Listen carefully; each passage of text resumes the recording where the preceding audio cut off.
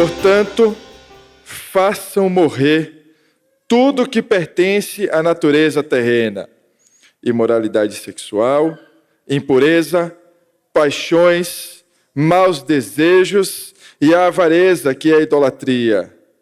Por causa dessas coisas é que vem a ira de Deus sobre os filhos da desobediência.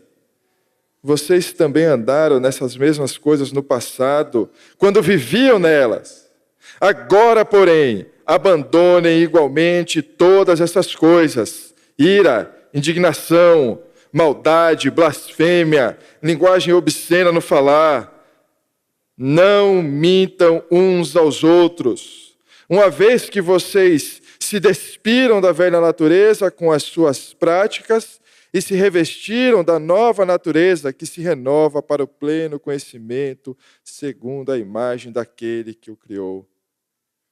Aqui não pode haver mais grego e judeu, circuncisão e incircuncisão, bárbaro, cita, escravo, livre, mas Cristo é tudo e está em todos. Oremos uma vez mais. Deus de graça e de misericórdia, clamamos uma vez mais a Ti, pedindo mais uma vez socorro, auxílio, para que o Senhor possa iluminar as nossas mentes, os nossos corações na compreensão da Tua palavra. Nos ajuda, Pai, abre os nossos olhos para que possamos enxergar aquilo que o Senhor quer fazer nessa manhã. Em nome do Senhor Jesus. Amém.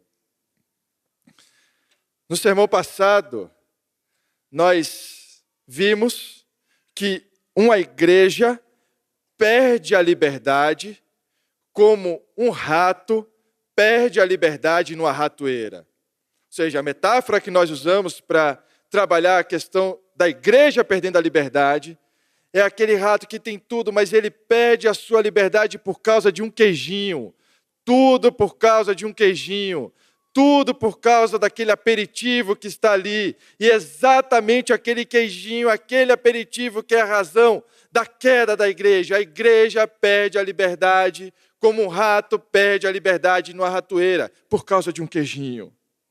E a igreja que perde a liberdade, para que ela possa recuperar essa liberdade, é necessário, acima de tudo, restaurar o culto. Uma igreja que perde a liberdade, perde o culto. E uma igreja que precisa restaurar a sua liberdade, precisa restaurar o culto. E fizemos a pergunta: como se restaura o culto? Como se restaura essa liberdade?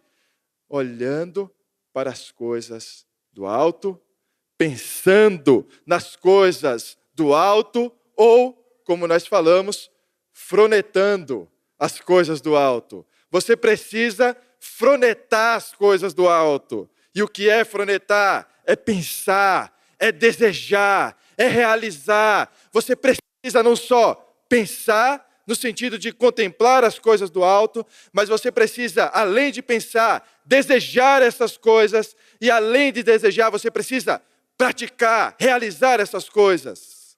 Pensar, desejar e praticar. É isso que restaura o culto. É fronetar as coisas do alto e não as coisas aqui da terra. É olhar para as coisas que são lá de cima e não as coisas aqui da terra.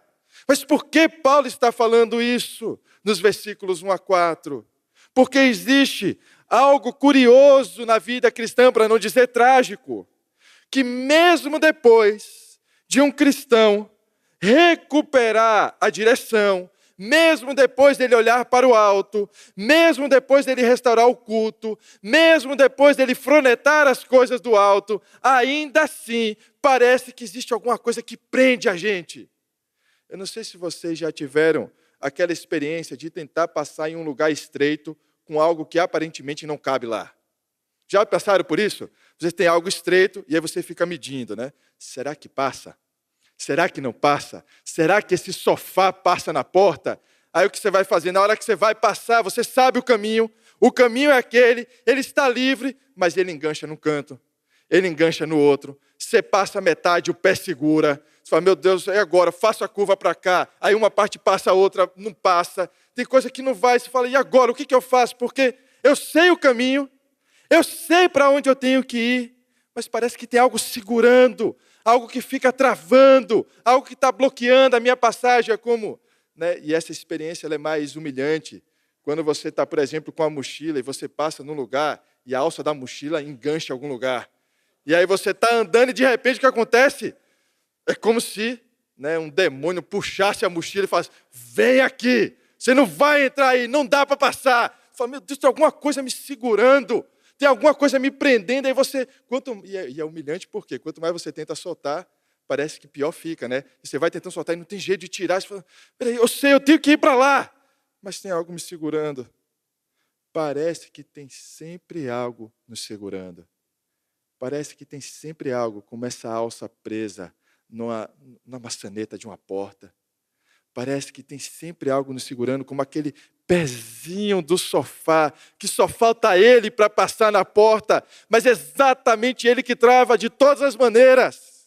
E não adianta a posição, parece que sempre tem algo segurando, sempre tem algo impedindo, sempre tem algo que nos faz tropeçar, ainda que a gente olhe para o alto, parece que sempre tem algo pesando, sempre tem algo nos travando, sempre tem algo como tinha o peregrino de Jombânia, que tinha um fardo, uma carga, e ele andava e andava, mas ele sentia a carga, ele diz, olha, eu não consigo progredir como eu devia, porque eu tenho um fardo aqui, tem algo me segurando, tem algo pesando sobre mim.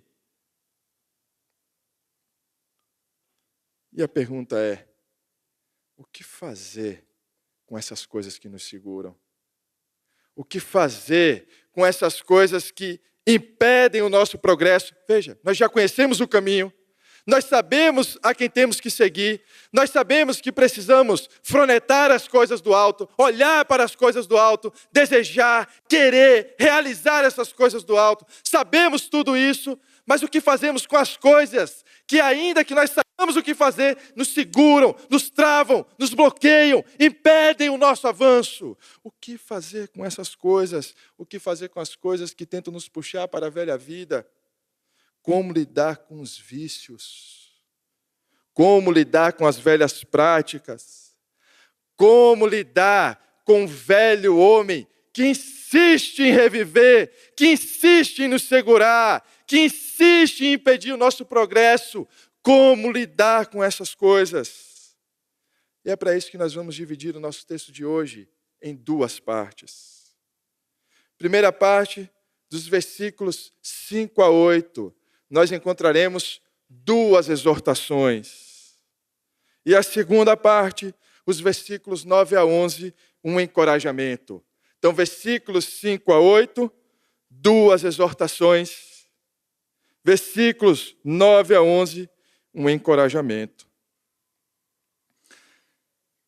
Esse texto de hoje, ele depende totalmente do texto da semana passada. Ele é uma parte que está ligada ao texto da semana passada, e ele é uma parte que está ligada e depende também do texto que virá na semana seguinte. Então ele tanto depende do texto que já foi exposto, como ele também depende, para a sua compreensão, do texto que será pregado ainda na semana que vem. E a prova disso é que Paulo está dizendo, ele começa a exortação dizendo, portanto. Esse portanto nos diz que o portanto que Paulo está considerando aqui, a questão que ele está considerando, é a questão do olhar as coisas do alto e não as coisas da terra. É a questão que ele está apontando da necessidade de um cristão olhar para as coisas de cima. Lembre-se que nós falamos também no sermão que se você morre para uma coisa, você vive para outra. E se você morre para essa outra coisa, você vive para uma outra coisa. Ou seja, você sempre está morto para algo e vivo para algo. É necessário morrer para alguma coisa, para se viver para outra coisa. É isso que Paulo está considerando. E ele está dizendo, portanto, se vocês foram ressuscitados, se vocês estão considerando as coisas lá do alto. E a exortação que ele começa, que é a nossa primeira exortação no versículo 5, tem um tom forte, tem um tom grave. Porque na nossa versão em geral está escrito, façam morrer. Mas esse façam morrer aqui é um imperativo. O que Paulo está dizendo é, matem, necrosem, matem. Vocês precisam matar. Vocês precisam eliminar. Vocês precisam remover, cortar fora isso. Esse façam morrer está dizendo, matem, tirem. Isso não pode viver aí. Ele está nos dizendo que existem coisas, meus irmãos, que se nós ressuscitamos com Cristo, não podem mais viver. Não podem mais respirar, não podem ter mais espaço, não podem encontrar lugar. É necessário matar essas coisas. Matem, cortem fora, tirem, eliminem. Ah, mas isso é muito radical. É mesmo. E é para ser. E eu digo mais, é tão radical que se essas coisas estão realmente vivendo ainda, é sinal de que provavelmente você não está vivendo para Cristo, mas está morto para Cristo. É necessário matar essas coisas. Mas que coisas são necessárias matar? Que coisas Paulo está enfatizando com tanta potência, com tanta energia que são necessárias matar? E o texto está dizendo, existe uma palavra aí que foi omitida na nossa tradução. Essa palavra está dizendo que é necessário matar os membros do vosso corpo. A gente precisa lembrar aqui, por exemplo, de Romanos 6,13, Romanos 6,19, quando Paulo fala dos membros do corpo que não podem ser oferecidos ao pecado e à injustiça, mas que precisam ser membros do nosso corpo que são oferecidos à justiça. Então o que Paulo está dizendo é, matem os membros do corpo que estão presos às coisas da terra. Não existe aí natureza terrena, não existe aí nem a palavra natureza no original, mas ele está dizendo, matem os membros do vosso corpo que estão presos às coisas da terra, que estão servindo às coisas da terra. Cortem fora os membros do vosso corpo que estão presos, estão servindo às coisas da terra. Mas quais são essas coisas da terra que Paulo está sendo tão enfático? E ele vem com a nossa primeira lista. Olhem o texto, nós temos a primeira lista.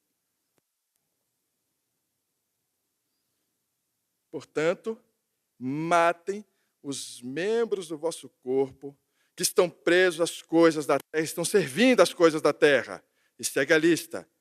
Imoralidade sexual, impureza, paixões, maus desejos e a avareza, que é a idolatria. Ele está dizendo, olha, se vocês morreram com Cristo, estão ressuscitados para Ele, portanto, vivem agora para Cristo, e se vivem para Cristo, estão mortos para o mundo. Essas coisas, imoralidade sexual, impureza, paixões, essas coisas, avareza, elas não podem respirar, elas não podem viver, elas não cabem, não existe espaço, é necessário matar. A imoralidade sexual é a palavra que a gente conhece com frequência, que é a porneia. Tudo aquilo que é imoralidade sexual precisa ser cortado, precisa ser eliminado. Não cabe imoralidade sexual para aqueles que vivem para Cristo. Não cabe, não tem espaço, não pode respirar, não pode ficar. Ah, não, mas eu estou indo devagarzinho. Não dá, não é devagarzinho. Corta, tira, elimina, não pode respirar. Ah, não, mas cada um tem o seu tempo. Não tem tempo, tira, mata, corta, elimina. Não pode ter espaço se vocês foram ressuscitados para Cristo e vivem para Cristo. Essas coisas não podem respirar no coração de vocês. E não só a imoralidade sexual, que é a porneia. Paulo fala também das impurezas, das relações impuras que invertem a ordem estabelecida pelo Criador, que invertem aquilo que Ele estabeleceu para o lugar do sexo, aquilo que Ele estabeleceu para ser o ambiente adequado para isso e a forma adequada para se fazer. portanto, aqui não cabe nenhum tipo de homossexualismo, nenhum tipo de fornicação. Essas coisas, matem, cortem, tirem, eliminem. E o que seriam as paixões? A paixão aqui não é como você está dizendo assim, estou apaixonado pela minha esposa, estou apaixonada pelo meu marido, estou apaixonada pelos meus filhos. Lógico, naturalmente, você já deve imaginar que não é esse tipo de paixão que está sendo falado aqui. Mas as paixões aqui são as coisas que te afetam, que são feitas em você e que, por vez, encontram consentimento no seu coração. É como alguém que está provocando você num ambiente que você sabe que é um ambiente que você não deveria estar. E tem uma pessoa provocando, o que você faz? Você não foge. Você não sai de lá. Você diz, não, eu vou ficar aqui. Você sabe que aquele ambiente vai fazer você cair. Você sabe que aquele ambiente vai fazer algo com você. Você sabe que o que está acontecendo ali vai causar algo em você. Mas ainda assim, você consente, você permanece e você se justifica dizendo, mas não sou eu que estou fazendo. São os outros que estão fazendo. Eu só estou aqui. E só não fui embora. Mas eu não estou fazendo nada. Mas você sabe que aquele ambiente você não deveria estar. Você sabe que aquilo ali vai afetar você. Você sabe que aquele site que você entra vai afetar você. Você sabe que aquele tipo de conversa que você mantém vai afetar você. Você sabe dessas coisas. E ainda assim você consente. É isso que Paulo está dizendo. Veja, impurezas sexuais, imoralidade sexual, impureza, paixões, maus desejos, ou desejos pervertidos. Como Jesus mesmo nos vai lembrar, quando se falava na lei, por exemplo, sobre o adultério. Está dizendo, olha, eu te digo que se alguém olhar para uma mulher e dentro do seu coração tiver desejos impuros, desejos pervertidos com essa mulher, você já cometeu adultério, já é um adúltero, você já caiu, já foi. Então são esses desejos pervertidos, esses desejos que alimentamos, e o que nós precisamos fazer com eles? Corta, elimina, tira, corta esses desejos impuros, mata esse desejo, ele não pode viver aí, ele não pode encontrar lugar, ele não pode encontrar nada, ele não pode respirar dentro de você, mata. E até agora nós temos, aparentemente, todos os pecados de ordem sexual. Imoralidade sexual, impureza, mal paixões, desejos pervertidos. Mas ele tem um quinto. E esse quinto é o que deixa a gente curioso, né? Porque ele está falando imoralidade sexual, impureza, paixões, maus desejos, avareza. A gente fala, o que está acontecendo aqui? O que a avareza tem a ver com essa lista? Será que Paulo precisava completar uma cota? E aí ele, não, deixa eu colocar aqui, deixa eu pensar, não pensei mais nenhum. Acabou minha lista de pecados, deixa eu colocar uma avareza aqui no meio. Não, porque a palavra aí não deveria ser traduzida como avareza. Porque o sentido dessa palavra que Paulo está usando não é monetário, não é sobre recursos, não é sobre ser avaro no sentido que nós temos, no sentido de reter as suas riquezas e não contribuir de maneira nenhuma. O que ele está dizendo deveria ser traduzido como ganância. E o que é a ganância? Se não desejo demais, demais, demais, demais. E o que são os ídolos que alimentam o nosso coração? Se não os ídolos que sempre vão prometer mais, mais, mais, mais. O poder vai te prometer mais, o dinheiro vai te prometer mais, o sexo vai te prometer mais. Não vão te entregar, porque todas essas coisas são idolatria. Todas essas coisas são ganância, são a busca por mais, mais, mais. A pergunta é, quanto vai ser suficiente?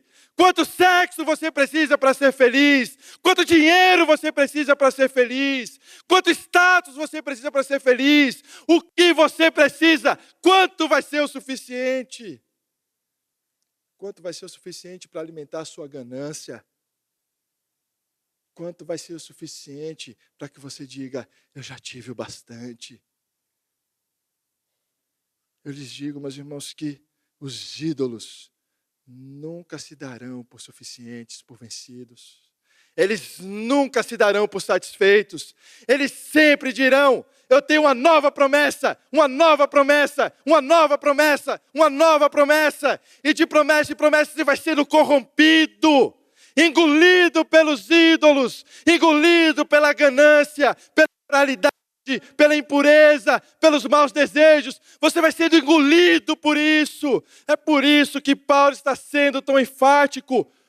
Cortem, matem, porque se você não mata um ídolo vai corromper você, ele vai matar você, ele vai consumir você. Todas as vezes que alimentamos os nossos ídolos, eles nos consomem, eles se alimentam. Está dizendo, cortem,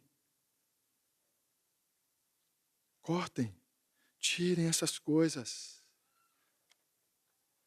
Jesus também diz, se você achou o ensino de Paulo, talvez radical demais, Jesus também disse, o teu olho te faz pecar? Corta, mata, elimina. Se o teu pé te faz tropeçar, corta, tira daí. Porque é melhor a gente entrar, ir para os céus, faltando um membro do corpo, do que perder a nossa alma. É lógico que ele não está dizendo para a gente fazer isso de maneira literal. É lógico que ele não está falando para arrancar os nossos olhos, até porque se os nossos olhos fossem furados, nós ainda teríamos desejos pervertidos. Nós ainda teríamos maus desejos, ainda seríamos impuros. Se a solução estivesse apenas nos nossos olhos, que eles fossem furados. Mas a questão não é essa, a questão é o nosso coração. A questão é o nosso coração, o que é suficiente para satisfazer o seu coração. Cristo é suficiente ou Cristo não é suficiente? Só Cristo alimenta o seu coração ou é necessário Cristo mais sexo, Cristo mais dinheiro, Cristo mais status? O que é necessário? O que é suficiente para você? Então, a nossa parte se abre de uma maneira muito decisiva, com o imperativo. Matem, a imagem de matar, uma ação que deve ser executada por nós. Nós devemos matar essas coisas. E no versículo 6 e 7, parece que ele dá boas razões para a gente matar essas coisas. Olha o que diz os versículos 6 e 7. Por causa dessas coisas, é que vem a ira de Deus sobre os filhos da desobediência. Vocês também andaram nessas mesmas coisas no passado, quando viviam nelas. A razão que Paulo dá para que a gente mate essas coisas não é assim, mate essas coisas para não deixar brecha para o inimigo. Não é isso que ele está dizendo. Mate essas coisas para os demônios não encontrarem lugar e aí entrarem pela brecha e acabarem com a sua vida. Não é isso que Paulo está dizendo, não me parece que essa é a razão. Olha, faça isso, mate essas coisas para que você tenha prosperidade, mate essas coisas para que você tenha riqueza. Parece que não é isso. Paulo está dizendo, matem essas coisas, porque aqueles que estão vivos para essas coisas e, portanto, mortos para Cristo, têm um destino que é a ira de Deus.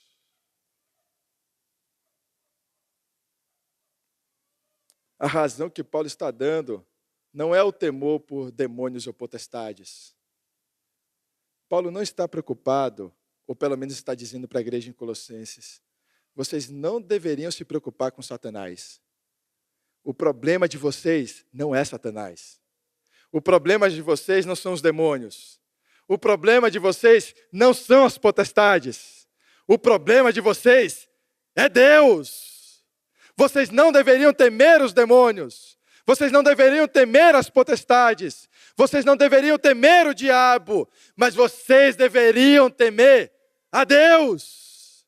Porque o que vem sobre vocês não é a ira dos demônios, não é a ira de Satanás, é algo muito pior, algo que o próprio Satanás experimenta, que é a ira de Deus, essa ira que vocês têm que temer. Portanto, matem, porque se não matam essas coisas, a ira de Deus vem sobre aqueles que são desobedientes, que não se arrependem dos seus pecados, não se arrependem dos seus maus caminhos, não cortam o pecado, alimentam o velho homem, alimentam esses pecados. A ira de Deus é o que deveria temer. A ira de Deus vem sobre os filhos desobedientes. A ira de Deus vem sobre aqueles que, podendo matar, ainda servem os seus corpos para a injustiça, servem os seus membros para a injustiça. O que Paulo está dizendo é que chegará um dia que o rei vai se levantar. Sempre que um rei está governando sentado, está tudo bem. Sempre que um rei está sentado no seu trono, está tudo certo. O reino está em paz. Os súditos estão seguros, porque o rei está sentado. Ele está governando. O que Paulo está dizendo, aqueles que são desobedientes não verão o rei sentado, mas o rei vai se levantar. E todas as vezes que um rei se levanta do seu trono, o rei se levanta para julgar, para pesar, para manifestar a sua ira. Um rei não julga sentado. Um rei se levanta para julgar. E todas as vezes que um rei se levanta, é julgamento que vem. É a ira dele que vem. Portanto, matem. Porque a ira de Deus vem sobre os filhos da desobediência, sobre aqueles que são desobedientes. Vocês andaram. A gente está acostumado com essa imagem. Seja em Gênesis, seja em Colossenses, seja em Efésios, seja em Gálatas, estamos acostumados com essa imagem, o peripatel, a imagem do andar, do caminhar, do jardim-templo na viração do dia, quando o próprio Senhor andava pelo jardim para se encontrar com o homem, para estabelecer o culto. Estamos acostumados com essa imagem, mas Paulo está dizendo aqui que esse peripatel, esse andar, não é o andar de quem anda diante de Deus. Não são aqueles que andam para cultuar, mas aqui está invertido.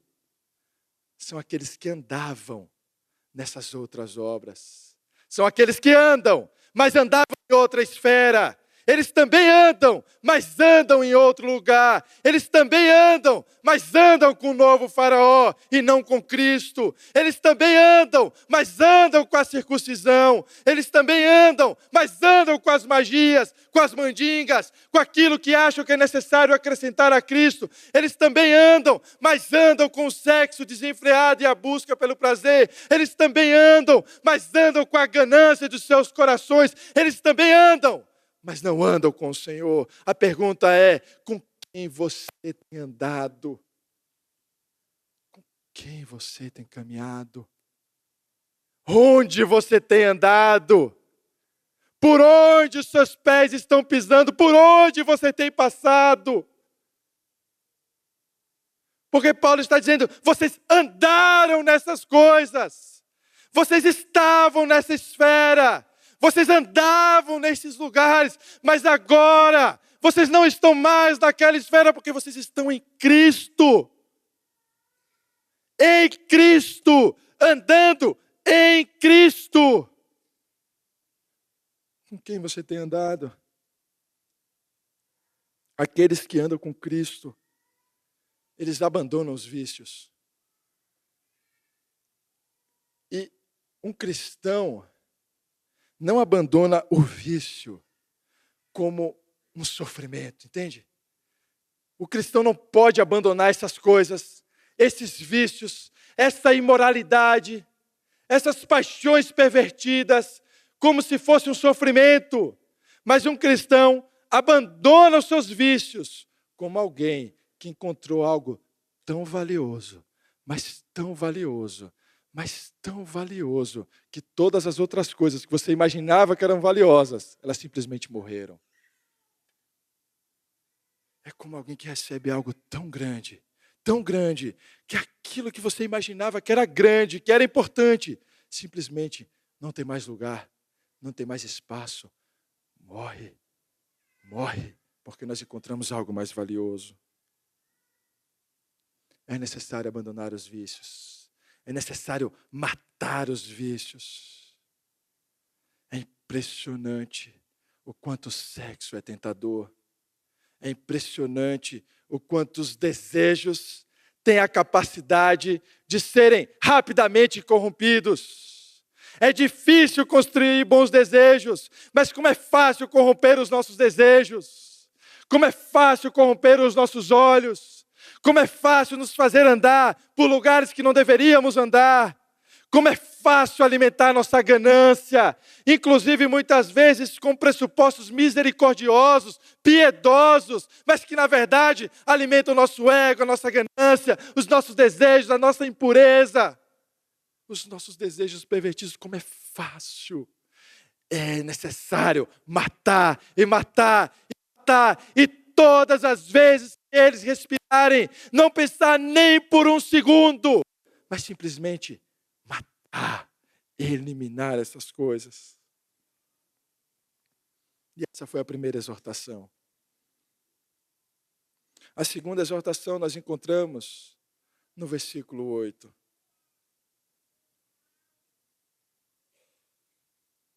Paulo muda agora a metáfora da segunda exortação. Se no versículo 5 nós temos a metáfora do matar, do eliminar, no versículo 8 agora, nós temos a metáfora do abandonar, do remover, como alguém que tira alguma coisa e simplesmente abandona. Alguém que tira algo que está nele e simplesmente deixa de lado, apostata dessas coisas, esquece dessas coisas, tira elas. O que Paulo está dizendo é que não existem apenas as coisas que devemos matar. As coisas que devemos matar, devemos fazer, porque elas não podem respirar. Mas existem as coisas que devemos abandonar, porque elas simplesmente não combinam. Não combinam. É como alguém que está usando uma determinada roupa, mas coloca um acessório, um monte de acessório, que não tem absolutamente nada a ver com a roupa que ele tem que usar. E aí quando você se depara com uma pessoa assim, que ela está até bem vestida, mas os acessórios não fazem o menor sentido. Se você tem intimidade com essa pessoa, o que você diz? Tira isso aí, cara. Tira isso. Essa é uma preocupação que eu tenho quando eu me visto. Eu sempre pergunto para minha esposa: amor, está tudo em ordem aqui? Tem alguma coisa fora de lugar? Tem alguma coisa que não está ajustada com a roupa? Tem... Porque se depender, eu posso ser essa pessoa que vai usar um acessório que não faz o menor sentido. As pessoas vão olhar e falar: meu Deus, a pessoa está até bem vestida, mas aquele negócio ali, rapaz, ele tinha que tirar aquilo ali. Tem que tirar aquele negócio dali, ele tem que abandonar. Não dá para usar mais isso. Se ele vai usar essa roupa, não dá para colocar esses acessórios. Se ele vai usar isso aqui, não dá para combinar com esse negócio. Então Paulo está dizendo que não existem apenas coisas que nós devemos matar, porque elas não podem mais respirar. Mas existem coisas que nós precisamos abandonar, porque elas não combinam mais. Elas não combinam mais com o cristão. Elas não combinam mais com a roupa que o cristão usa. Elas não fazem mais sentido na vida cristã. Então não é matar, é mais brando. Mas ao mesmo tempo você precisa apostatar, porque isso não faz sentido. É como alguém está olhando e está dizendo: cara, você está com essa roupa, que você está usando esse acessório? Por que você está colocando isso? Tira esse negócio. Tira isso daí, abandone isso daí. Faz qualquer coisa com esse troço, mas não usa isso. E o que são esses acessórios? E aí nós temos a segunda lista. Então, esse abandonem é o sentido de remover algo que está em você, de tirar algo que está em você, de tirar e abandonar, de tirar e deixar. Agora abandonem igualmente todas essas coisas. Na primeira lista nós tínhamos 5 pecados. E agora nós temos 5 pecados também: ira, indignação, maldade, blasfêmia, linguagem obscena no falar. Veja que 3 desses são algo que acontece no coração sem que ninguém saiba. Quando você está irado, ninguém precisa saber. Você consegue esconder a sua ira. Você consegue até, às vezes, almoçar e dar risada com a pessoa que você está irado. Você queria matar o sujeito. Você queria arrancar a vida dele. Mas você diz, eu vou aqui fazer a política da boa vizinhança. Então a ira, ela acontece aqui. A maldade acontece aqui. Essas coisas que ele está dizendo no começo acontecem aqui. A indignação acontece aqui. Mas ela resulta em blasfêmia. Ela resulta em algo externo. Ela resulta na maledicência, que é a linguagem imprópria, a linguagem obscena, que ao falar mal, explicitamente, é aquilo que vai acontecendo no coração e que extravasa. Aquela maldade que vai acontecendo no coração, mas que em algum momento vaza, transborda, passa, não se aguenta e vira um pecado da língua. É assim que acontecem os pecados da língua. É a ira alimentada, são os acessórios que não combinam, são as coisas que não deveríamos usar. Não deveríamos usar a ira, não deveríamos usar a indignação, mas usamos esses acessórios e com ele vem a blasfêmia, vem a maledicência. É isso que Paulo está dizendo, essas coisas não combinam mais com o cristão. Não combina um cristão irado. E Jesus faz questão também de dizer que aquele que odeia o seu irmão em seu coração, aquele que cultiva ódio pelo seu irmão no seu coração, já é um homicida. Já matou ele no seu coração. A sua ira já encontrou lugar. Aquilo já virou uma blasfêmia, maledicência. Você já está falando mal. Essas coisas não combinam mais. Nós usamos uma roupa que não combina com a ira. Usamos uma roupa que não combina com a maledicência. Usamos uma roupa que não combina com a blasfêmia. É como se vestidos da roupa de cristão, nós imaginássemos que só a roupa de cristão não é suficiente. É necessário adicionar uns penduricalhos aqui e ali. É necessário adicionar um amuleto. É necessário adicionar um ritual. É necessário adicionar uma mandinga. É necessário adicionar uma magia. É necessário adicionar alguma coisa. É necessário usar a ira. É necessário usar a indignação. Paulo está dizendo que essas coisas não cabem mais. Aqueles que não abandonam essas coisas estão usando Cristo mais alguma coisa. Cristo mais alguma coisa. E a gente já sabe que o resultado de usar Cristo mais alguma coisa é ficar só com alguma coisa sem Cristo. Todas as vezes que alimentamos, de qualquer maneira que for, Cristo mais alguma coisa, o resultado é sempre o mesmo.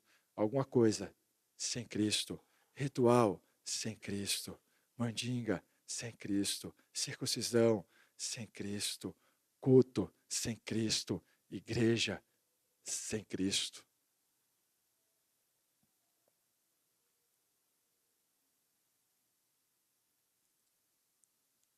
Então, Paulo nos dá duas exortações nesse nosso primeiro ponto. A exortação do versículo 5, seguido por razões para matarmos nos versículos 6 a 7, uma segunda exortação no versículo 8, sendo a primeira exortação com a força do matar, a segunda do apostatar, do abandonar porque não combinam, coisas que não podem respirar e coisas que não combinam mais. E depois dessas duas exortações, uma lista relacionada aos pecados sexuais, a segunda lista relacionada aos pecados da língua. O negócio difícil que é domar a língua, né? O negocinho difícil que é domar a língua. Às vezes, como é gostoso falar mal das pessoas, né? E tem gente que faz isso por esporte, né? Tem gente que faz isso por prazer. Tem gente que faz isso, não sei porque eu faço isso. Quando eu vejo, ela já saiu da boca. A língua já foi. Como é difícil domar a língua. É por isso que Paulo está nos exortando. É necessário domar não só os nossos desejos, mas domar também a nossa língua, aquilo que falamos. E não dá para simplesmente domar a língua sem domar o coração, sem domar o nosso coração. Não é só o que se fala, mas é o que se deseja, é o que se pensa, não é só o que se faz. Mas parece que quando a gente olha essas duas listas, a gente tende a ficar muito triste, né? Como aparentemente vocês estão agora. Muito triste, falar, e agora, Senhor? Quer dizer que toda vez que eu mirar, eu já sou um homicida, sou um adúltero. O pastor veio aqui, nas duas primeiras exortações já disse que eu sou adúltero, homicida, né? Que eu não estou matando, que eu não estou abandonando. E agora? O que eu faço? O que eu faço com essa ira que eu tenho aqui dentro? O que eu faço com esses desejos pervertidos que eu tenho aqui dentro? O que eu faço com a minha imoralidade? O que eu faço com a minha ganância? O que eu faço com essas coisas? E é para isso que Paulo vai nos dar um encorajamento, no nosso segundo ponto, que inicia no versículo 9. E é engraçado que os encorajamentos paulinos, eles não são encorajamentos como aqueles encorajamentos que nós imaginamos, né? Ou que nós gostaríamos de ouvir. Não é o encorajamento de alguém, né? Você não pode imaginar Paulo chegando para você, batendo nas suas costas e dizer, Deus está no controle, irmão. Vai dar tudo certo, viu? Só vai em frente. Não, veja, Paulo começa o encorajamento com outro imperativo. Ele está dizendo, não mintam uns aos outros. Não mintam uns aos outros. A primeira coisa que Paulo faz nesse terceiro imperativo que abre o encorajamento de Paulo é dizer, não mintam uns aos outros, e fazendo isso ele adiciona uma outra pessoa na cena. Se a primeira parte dos versículos 5 a 8, nós tivemos Paulo se referindo a indivíduos, apenas um. Agora ele está dizendo, não mintam, aleluias, uns aos outros, uns para os outros. Você pode dizer, puxa, mas isso não é um encorajamento muito bom, né? Como que isso vai me encorajar? Porque o que Paulo está dizendo aqui não é simplesmente o mentir da língua, sabe? O que ele está dizendo é, não finjam uns para os outros, não atuem uns para os outros, não dissimulem uns para os outros, não finjam uns para os outros serem aquilo que vocês não são. Não usem uma roupa que você não consegue andar com ela. Não use uma roupa que não cabe. Não use acessórios que não combinam. Não dissimulem, não enganem, não mintam, não finjam uns para os outros. A primeira coisa que a gente precisa considerar quando Paulo diz isso é lembrar que os nossos pecados não dizem respeito apenas a nós mesmos. É por isso que ele está dizendo, Não mintam uns aos outros, não finjam, não enganem uns aos outros. O seu pecado não é só sobre você.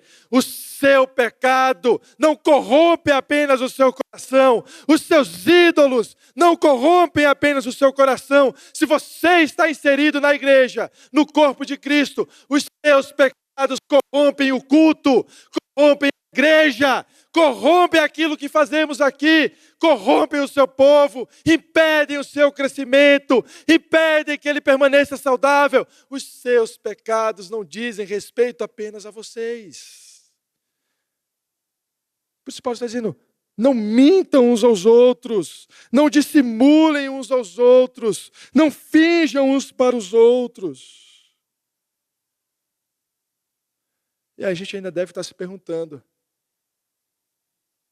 ok, mas cadê o encorajamento?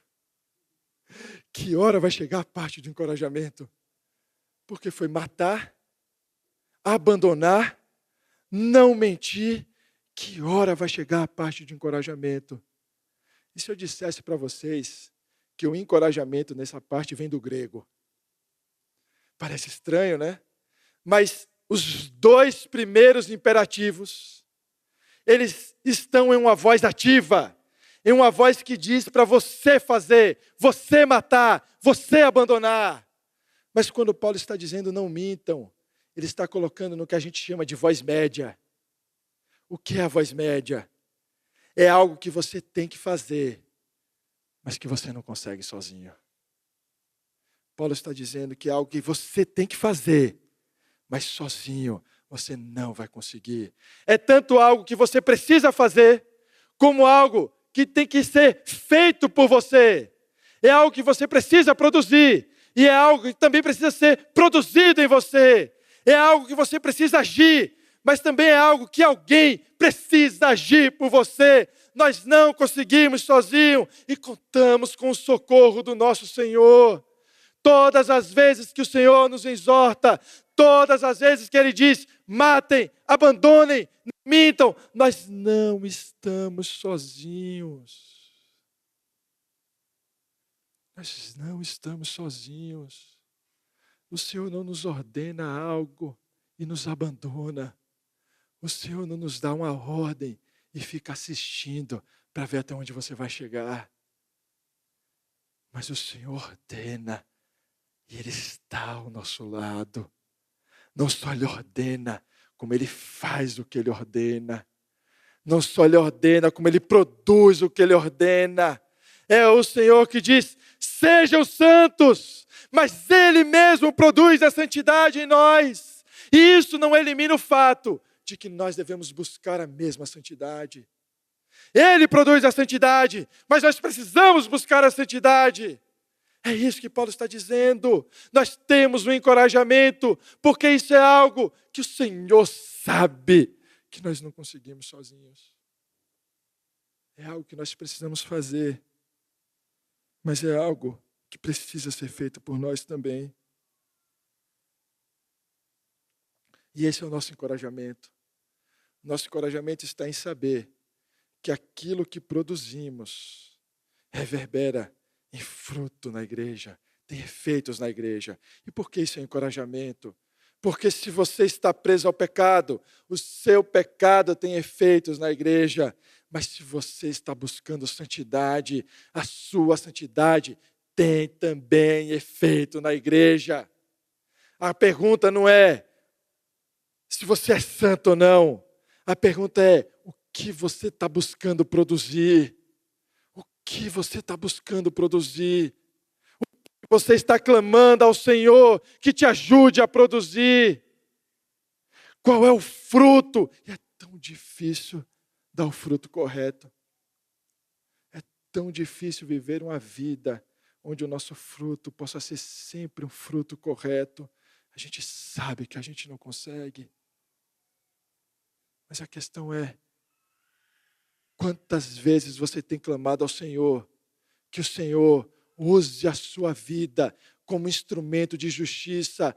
Use os seus membros como instrumento de justiça. Use o seu corpo para que pela santidade do seu corpo, pela santidade do seu coração e da sua mente, ele produza frutos santos na igreja. Para que você não seja um membro que impede o crescimento da igreja, mas que você seja um membro que alimenta o crescimento da igreja. Alguém que edifica com boas palavras, com boas ações, com bons desejos, com a boa vontade de servir, com a boa vontade pelo Senhor.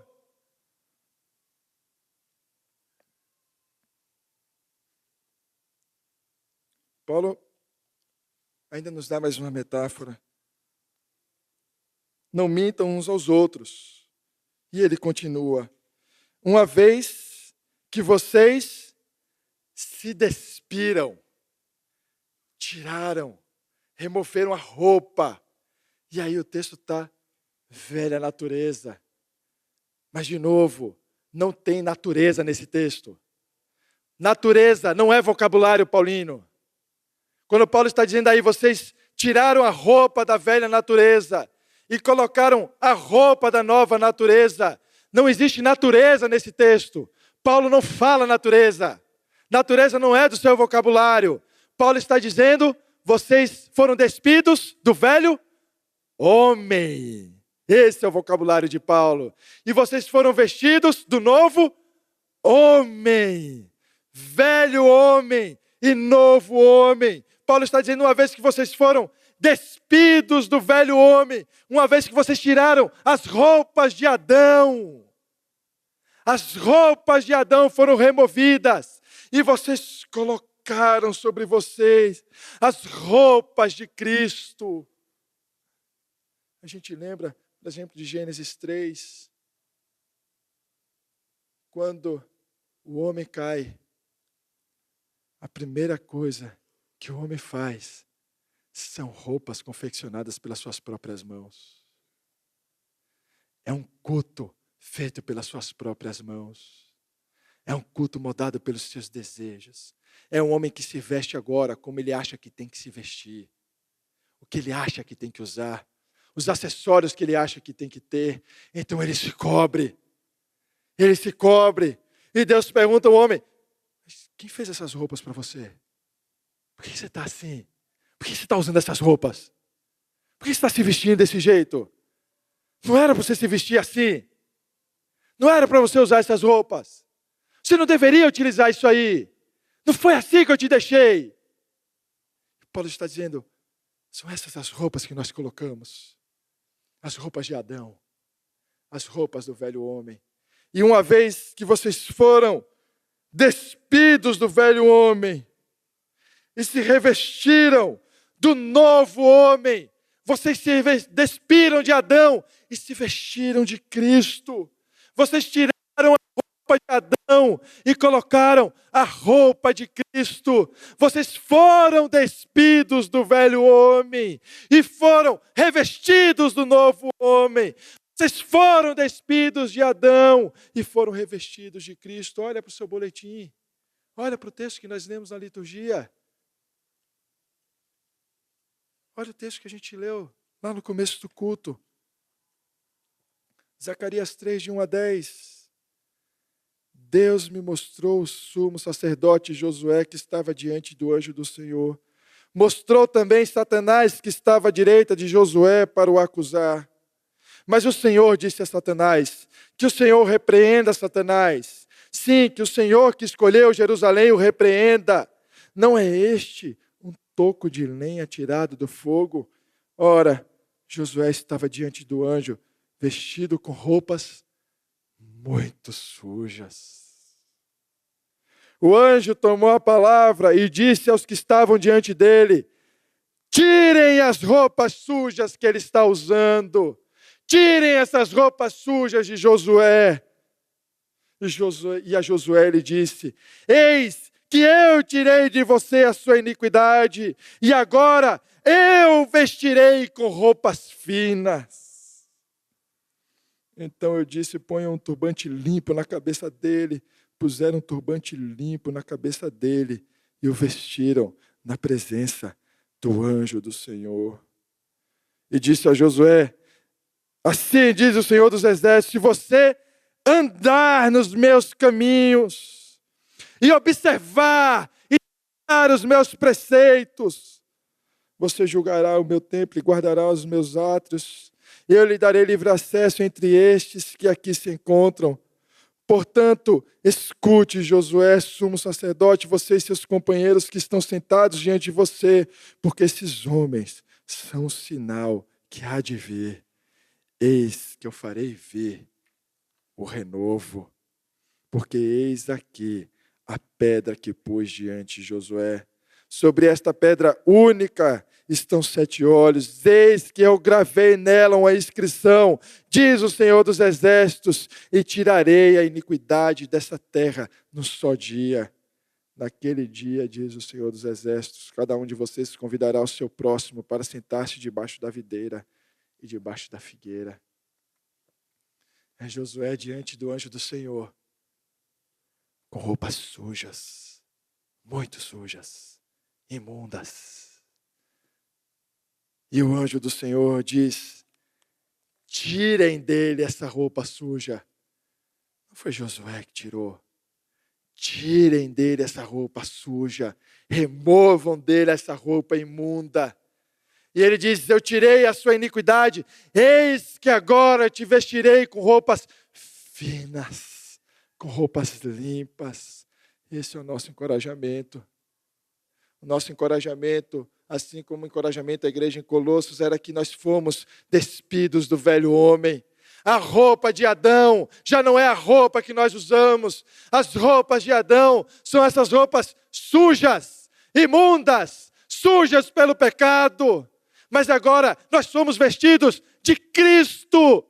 E em Cristo as nossas roupas não são mais sujas, mas são limpas, alvas como a neve, porque foram lavadas pelo poderoso sangue do nosso Senhor. Não são mais roupas sujas. Se existe uma cor nas nossas roupas, não é a cor do pecado, mas é o carmesim do sangue de Cristo. São essas as roupas que nós usamos. Que acessórios você vai adicionar ao sangue de Cristo? Quais coisas você vai adicionar ao sangue de Cristo? Quais coisas o sangue de Cristo não pode matar? Quais pecados ele não pode matar? Porque essas são as nossas roupas. Não são roupas de Adão, mas são roupas de Cristo. O que Paulo está dizendo com todas as letras é que todos nós vivemos em algum lugar. Todos nós vivemos, andamos, caminhamos em alguma esfera. Nós podemos andar no mundo e podemos andar em Cristo. Nós podemos andar nos pecados ou podemos andar em santidade. Todo mundo está andando em algum lugar. Ninguém está isento nesse mundo. Todos vivem em alguma esfera. Ninguém vive nesse mundo sem viver em algum lugar. Todos vieram de algum lugar, nasceram em algum lugar, têm alguma descendência, vieram de algum lugar. Para aqueles que vivem no lugar que é Cristo e, portanto, usam as mesmas roupas, porque, veja, o culto é isso. O culto é uma festa onde todo mundo está usando a mesma roupa. O culto é uma celebração onde todo mundo está vestido exatamente igual. Nós usamos exatamente a mesma roupa. E é por isso que Paulo está dizendo no versículo 11, que encerra o nosso texto. É por isso que a dissimulação, a mentira, a enganação não cabe. Porque todos estão usando a mesma roupa. E se todos estão usando a mesma roupa, o que importa não é se alguém é judeu ou grego. O que importa não é se alguém é da circuncisão ou da circuncisão. O que importa não é se alguém é bárbaro, cita, não importa se alguém é escravo, se é livre, não importa se é homem, se é mulher, não importa em que espectro político você está, não importam essas diferenças, não importam as suas ideologias, não importam os acessórios que você quer colocar, todos estão usando a mesma roupa, e essa roupa é a roupa de Cristo. A roupa de Cristo é aquilo que apaga qualquer distinção, apaga qualquer separação. A roupa do novo faraó, a roupa da hierarquia, a roupa das distinções, dizendo não, existe circuncisão e existe circuncisão. Essa é a roupa da separação. E a roupa da separação é sempre a roupa de Adão. A vestimenta de Adão é sempre a vestimenta da separação. É sempre a vestimenta que nos separa daquilo que deveríamos ter. E é o novo faraó que está dizendo, olha, tem circuncisão e tem circuncisão. Se você é um incircunciso, você precisa, ainda que você tenha Cristo, mas você precisa se circuncidar. Ou ele está dizendo, ainda que você tenha Cristo, você também precisa desses rituais, você também precisa disso, daquilo. Deixa os seus ídolos aqui, cultiva eles, deixa eles respirarem, deixa ele viver, deixa esses acessórios aí, não vai fazer mal. E Paulo está dizendo, mata, abandona, não dissimula, porque vocês foram vestidos de Cristo, e vestidos de Cristo não existe mais separação, não existe distinção, não existe desigualdade, porque Cristo é o que importa, e o que importa é que o mistério de Cristo em nós é aquilo que nos dá vida, é aquilo que nós encontramos de tão valioso, mas tão valioso, que todas as outras coisas simplesmente morrem. Nós estávamos falando de Faraó. E quando a gente lembra, por exemplo, de Êxodo, a gente lembra que Faraó se arrepende de libertar o povo. E o que ele faz? Ele persegue o povo para tentar enredar o povo de novo. Ele se arrepende e diz, não podia ter deixado, eu vou atrás, eu vou enredar esse povo de novo. Mas Faraó encontra o seu fim. Quando o povo anda pelo meio do mar, a pés secos, e Faraó tenta persegui-los, Faraó encontra o seu fim naquele mar. Mas algo curioso acontece logo do outro lado. O que o povo faz? Um bezerro de ouro. É o povo que diz, olha, a gente jogou esse ouro aí, e o que aconteceu? Saiu um bezerro. Ninguém aqui fez nada. A gente só colocou o ouro lá. E quando saiu esse bezerro, e quando a gente viu, a gente estava adorando o bezerro. De repente saiu um ídolo. Foi algo que foi feito aqui, olha, eu não tenho culpa, eu só joguei o ouro lá, o bezerro saiu sozinho. O povo de Israel tinha sido liberto, mas ainda carregava o Egito dentro de si. O povo estava livre, mas ainda carregava o fardo. O povo estava livre, mas o pezinho do sofá ainda prendia. O povo estava livre, mas aquela alça na maçaneta continuava puxando o povo para o Egito. O Egito estava dentro deles. Nós também fomos libertos. Nós também somos livres. Nós fomos vestidos novamente. Mas existe sempre uma tentação de voltar às antigas práticas, a como andávamos naquela esfera, a como andávamos antes. Sempre existe uma tentação, e é por isso que nós perguntamos no início do sermão: o que fazer com aquilo que ainda tenta nos puxar para a velha vida? Como lidar com os vícios? Como lidar com as velhas práticas? E a resposta é: buscando as coisas lá do alto. Apenas quando buscamos, pensamos, desejamos e praticamos as coisas do alto, entendemos que não estamos sozinhos. O novo homem está sendo renovado, a imagem daquele que o criou. É o texto de Gênesis 1, 26, 27. A imagem do Senhor fomos feitos. Fomos feitos para essas vestimentas santas. Foram feitos para sermos vestidos de Cristo. E o Senhor é o renovo que nos torna vivos mais uma vez e nos muda, nos transforma a imagem daquele que nos criou. É a imagem do Senhor restaurada em nós. Olhem para as coisas do alto. É só olhando para as coisas do alto que nós vamos descobrir que esses ornamentos não combinam mais com a gente. É só olhando, desejando e praticando as coisas do alto que vamos descobrir que muitas coisas precisam ser mortas no nosso coração. E a graça é que contamos com o Senhor. Porque contamos com o Senhor que um dia estaremos face a face com Ele. E nesse dia, não será mais necessário matar nada. Nesse dia, não vai ser mais necessário usar nenhum acessório ou abandonar nenhum acessório. Nesse dia, não necessitaremos mais da exortação, não finjam uns aos outros.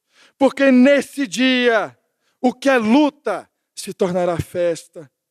O que hoje é batalha contra os vícios, amanhã será banquete de justiça.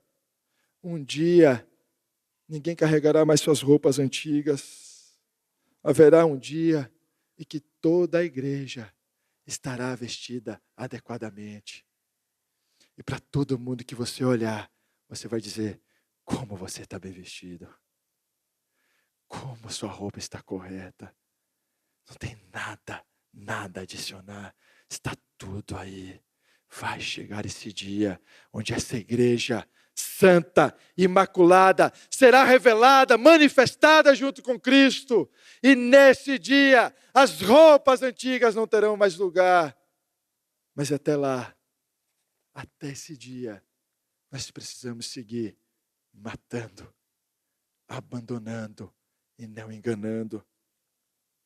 O texto de Apocalipse 19 diz o seguinte: e do trono saiu uma voz que dizia, louvem o nosso Deus, todos vocês, os seus servos, todos os que temem, os pequenos e os grandes. Então ouvi o que parecia ser uma voz de uma grande multidão, uma voz como de muitas águas e como de fortes trovões, dizendo, aleluia, pois reina o Senhor nosso Deus, o Todo-Poderoso. Alegremo-nos, exultemos e demo-lhe a glória, porque chegou a hora das bodas do Cordeiro, e a noiva dele já se preparou. A ela foi permitido vestir-se de linho finíssimo, resplandecente e puro, porque o linho finíssimo são os atos de justiça dos santos. Então o anjo me disse, escreva, bem-aventurados aqueles que são chamados à ceia das bodas do Cordeiro. Bem-aventurados aqueles que são chamados à ceia das bodas do Cordeiro.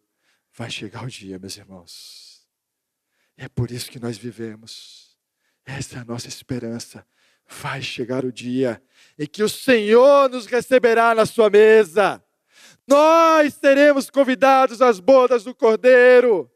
Nós estaremos sentados com o nosso Senhor. Nós cearemos Ele.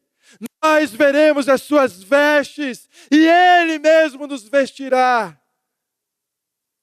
Mas até lá, matem, abandonem, não dissimulem, vivam nesse mundo, produzam nesse mundo, mas vivam nesse mundo como alguém que encontrou algo mais valioso do que qualquer coisa nesse mundo.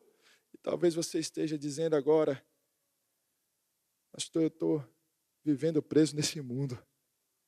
As coisas da terra são as coisas que estão consumindo os membros do meu corpo. As coisas da terra, e não as coisas do alto, mas as coisas da terra são as coisas que consomem o meu coração. O meu encorajamento para você é para que você saiba que você não está sozinho. Para todo aquele que clamar, para todo aquele que pedir, para todo aquele que confessar, o Senhor tem renovo. O Senhor tem renovo. Não existe nada que Ele não possa restaurar. Não existe pecado que Ele não possa matar. Não existe acessório que Ele não possa fazer com que a gente abandone.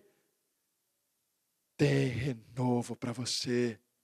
E para você, cristão, que tem lutado. Assim como a igreja em Colossenses está dizendo, olha, eu fui vestido, eu sei, eu sou um cristão, mas eu não consigo me livrar desses acessórios. Eu não consigo me livrar dessa pulseira.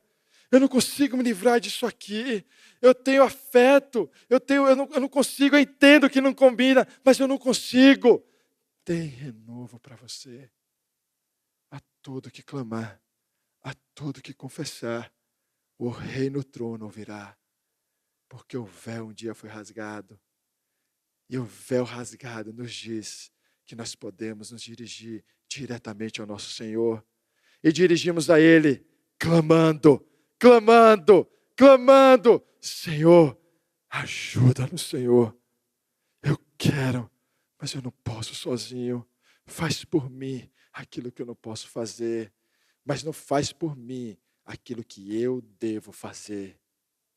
Aquilo que eu devo fazer me dá forças. Mas aquilo que eu não posso fazer, faz por mim. Para todo aquele que confessar. Existe renovo do Senhor para você. Existe uma nova roupa para você. Existe um Senhor que tirará a sua roupa muito suja, e te dará uma roupa fina, limpa e santa. Vamos orar?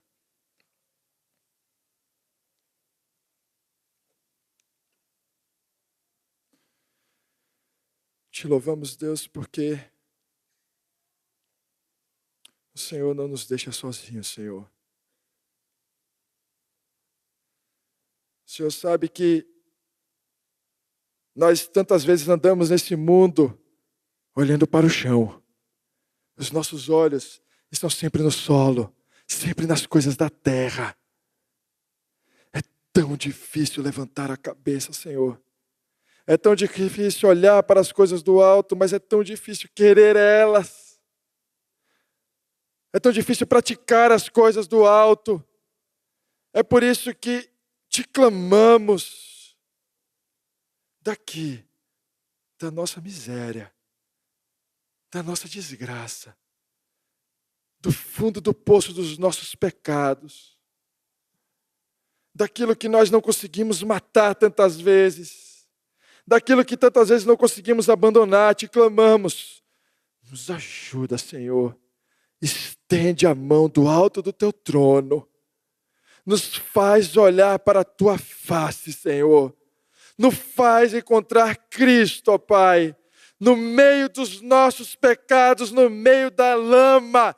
Nos faz encontrar a Cristo, Senhor. Abre os nossos olhos. Não nos deixe em nossos pecados. Não nos deixe experimentar a ira. Mas nos faz experimentar a tua misericórdia. É isso que te pedimos. Em nome do Senhor Jesus. Amém.